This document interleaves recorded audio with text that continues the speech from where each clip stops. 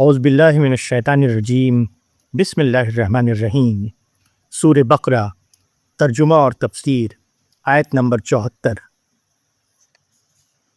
ثم قست قلوبکم من بعد ذلک فہی کالحجارۃ او اشد قسوۃ وان من الحجارۃ لما یتفجر منہ الانہار وان منها لما یشقق فیخرج منہ الماء وان منها لما یہبط من خشیۃ اللہ وما اللہ بغافل عما تعملون۔ سورہ بقرہ کی اس آیت کا ترجمہ ہے، پھر اس کے بعد تمہارے دل سخت ہو گئے، بس وہ پتھر کے مانند ہو گئے یا اس سے بھی زیادہ سخت۔ پتھروں میں بعض ایسے بھی ہوتے ہیں جن سے نہریں پھوٹ نکلتی ہیں، بعض پتھر پھٹ جاتے ہیں اور ان سے پانی نکل آتا ہے، اور بعض پتھر ایسے بھی ہوتے ہیں جو اللہ کے ڈر سے گر پڑتے ہیں اور اللہ اس سے بے خبر نہیں جو تم کرتے ہو۔ سورہ بقرہ کی اس آیت کی تفسیر ہے، خدا کے حکم کے بارے میں جو لوگ بحثیں اور تعویلیں کریں، ان کے اندر دھیرے دھیرے بے حسی کا مرض پیدا ہو جاتا ہے، ان کے دل سخت ہوتے چلے جاتے ہیں۔ خدا کا نام سب سے بڑی ہستی کا نام ہے۔ آدمی کے اندر ایمان زندہ ہو تو خدا کا نام اس کو ہلا دیتا ہے، بولنے سے زیادہ اسے چک لگ جاتی ہے، مگر جب دلوں میں جمود اور بے حسی آتی ہے تو خدا کی باتوں میں بھی اس قسم کی بحثیں اور تعویلیں شروع کر دی جاتی ہیں جو عام انسانی کلام میں کی جاتی ہیں۔ اس قسم کا عمل ان کی بے حسی میں اور اضافہ کرتا چلا جاتا ہے، یہاں تک کہ ان کے دل پتھر کی طرح سخت ہو جاتے ہیں۔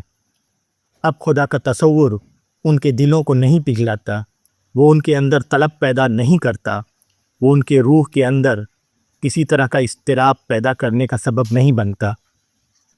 پتھروں کا ذکر جہاں تمثیل کے طور پر کیا گیا ہے، خدا نے اپنی کائنات کو اس طرح بنایا ہے کہ وہ آدمی کے لیے عبرت اور نصیحت کا سامان بن گئی ہے۔ یہاں کی ہر چیز خاموش مثال کی زبان میں اس مرضی رب کا عملی نشان ہے، جو مرضی رب قرآن میں الفاظ کے ذریعے بیان کی گئی ہے۔ پتھروں کے ذریعے خدا نے اپنی دنیا میں جو تمثیلات قائم کی ہیں، ان میں سے 3 چیزوں کی طرف اس آیت میں اشارہ کیا گیا ہے۔ پہاڑوں پر ایک مشاہدہ یہ سامنے آتا ہے کہ پتھروں کے اندر سے پانی کے سوتے بہتے رہتے ہیں جو بالآخر مل کر دریا کی صورت اختیار کر لیتے ہیں۔ یہ اس انسان کی تمثیل ہے جس کے دل میں اللہ کا ڈر بسا ہوا ہو اور وہ آنسوؤں کی صورت میں اس کی آنکھ سے بہہ پڑتا ہے۔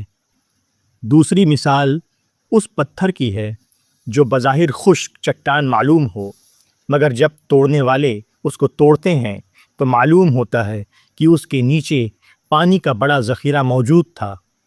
ایسی چٹانوں کو توڑ کر کنویں بنائے جاتے ہیں۔ یہ اس انسان کی تمثیل ہے جو بظاہر خدا سے دور معلوم ہوتا تھا، اس کے بعد اس پر ایک حادثہ گزرا، اس حادثے نے اس کی روح کو ہلا دیا، وہ آنسوؤں کے سیلاب کے ساتھ خدا کی طرف دوڑ پڑا۔ پتھروں کی دنیا میں تیسری مثال حبوط یعنی لینڈ سلائڈ کی ہے، یعنی پہاڑوں کے اوپر سے پتھر کے ٹکڑوں کا لڑھک کر نیچے آ جانا۔ یہ اس انسان کی تمثیل ہے جس نے کسی انسان کے مقابلے میں غلط رویہ اختیار کیا، اس کے بعد اس کے سامنے خدا کا حکم پیش کیا گیا، خدا کا حکم سامنے آتے ہی وہ ڈھہ پڑا۔ انسان کے سامنے وہ جھکنے کے لیے تیار نہ تھا، مگر جب انسان کا معاملہ خدا کا معاملہ بن گیا تو وہ عاجزانہ طور پر اس کے آگے گر پڑا